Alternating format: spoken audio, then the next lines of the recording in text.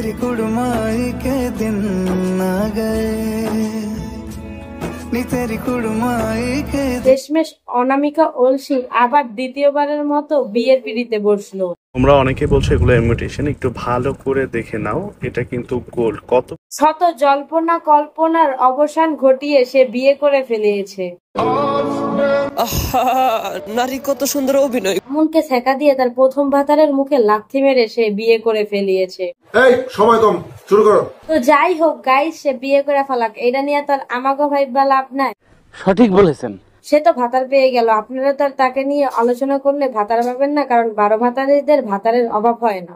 নিঃসন্দেহে তুই ঠিক কথা বলেছিস। হাজারো পুরুষের মন জয় করে, শরীর জয় করে, এখন সে একজনের রানী হলো। এই কারণেই মানুষ বোধহয় বলে, যার লজ্জা শরম নাই সে সব থেকে উপরে উঠতে পারে। যাদের লজ্জা শরম নাই তারাই দিন শেষে জিততে চায়।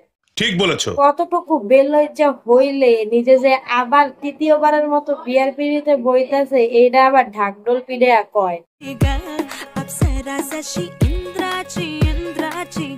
পৃথিবীর বুকে এরাই সেই প্রাণী যাদের মান সম্মান ভয় ইজ্জত বলতে কিছুই নাই। আর এগোনিয়া ভাইবা যারা ফালতু টাইম ওয়েস্ট করে, অগো মাথায় ঘিলুও নাই। বলেন কি? খালি আমার ভাবতেই অবাক লাগে, এত সুন্দর মাইয়া হয়ে এমন এমন আকাম করছে যা একেবারে ভাবাই অসম্ভব।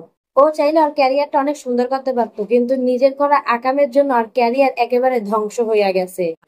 তো এখন ও যাই করুক, পাবলিক করে ভালোভাবে নিবে না। সঠিক বলেছেন। এইটাই তো স্বাভাবিক, ঠিক না? বলতে পারবো না। দেখা যাক এই সংসারটা কতদিন টিকে থাকে। আমাদের সবার পক্ষ থেকে শুভকামনা রইল।